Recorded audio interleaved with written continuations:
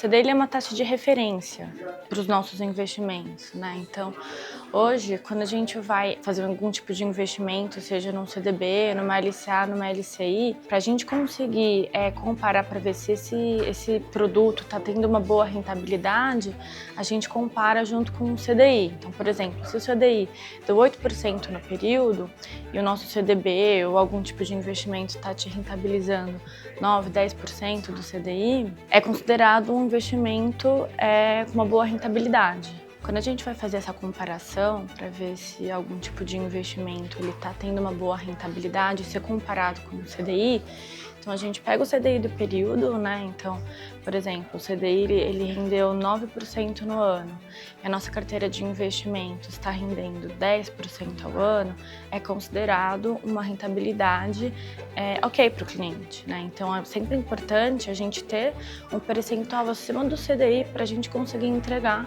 uma boa rentabilidade para o cliente. Então o CDI ele é mais indicado para investimentos de renda fixa, seja um pré-fixado, um pós-fixado ou um IPCA.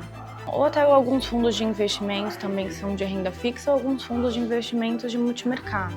O Ibovespa, quando a gente vai fazer uma comparação do índice do Ibovespa, tem que ser algum tipo de investimento um pouco mais arriscado, né? Que tenha parte do mercado de ações dentro da carteira. Para a gente conseguir medir o CDI, a gente pode encontrar então num CDB, numa LCI, numa LCA. A gente tem alguns produtos de crédito corporativo, né? Então um CRA, um CRI, uma debenture, inclusive tipos de investimentos que também têm isenção de imposto de renda que a gente consegue se beneficiar. Por exemplo, os CDBs eles têm um imposto de renda sempre em cima dos rendimentos, né? Tabela regressiva. Então a gente tem a possibilidade, por exemplo, de acessar alguns investimentos que ele tem essa isenção de imposto de renda, porque o seu rendimento ele vai ser isento, ele não vai ter nenhum tipo de imposto de renda em cima disso. Na parte de renda fixa, a gente tem alguns tipos de investimentos, né? Alguns indexadores. Então, a gente tem os pós-fixados, que eles vão te trazer uma rentabilidade, um percentual de rentabilidade sempre em cima do CDI, tá? Então, por exemplo, 110% do CDI. Então, tudo que rentabilizar o CDI no período mais 10% é o que o cliente vai ter de rentabilidade. Tá? A gente tem os ativos pré-fixados, que você já sabe a sua rentabilidade até o final do período contratado, tá? E tem os investimentos que são atrelados ao IPCA. Por que o IPCA é importante? Porque, primeiro, ele vai proteger o seu poder de compra e vai conseguir te proteger contra a alta da inflação.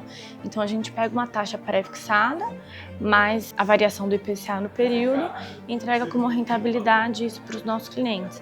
Então a gente já garantindo um juro real em cima da inflação é o que vai fazer com que o nosso cliente ou nossos investidores eles vão conseguir ter essa proteção aí do poder de compra, né? Porque se a gente comparar hoje a inflação no Brasil, sempre fica em média aí, a média, né, de todos os anos, entre 4,5%, 5%. Tem alguns anos que a gente está aí num momento de uma política monetária expansionista, que é a queda da taxa de juros, e consequentemente a gente tem um estímulo maior aí por parte da inflação. Então, se a gente for no mercado, se a gente for comparar os preços de 10, 15, 20 anos atrás, não vão ser os mesmos, né? Então, a inflação no Brasil a gente sabe que é algo que é sempre garantido que vai ter. Então, a gente conseguindo entregar para os nossos clientes um juro real, já consegue proteger os nossos clientes com esse poder de compra.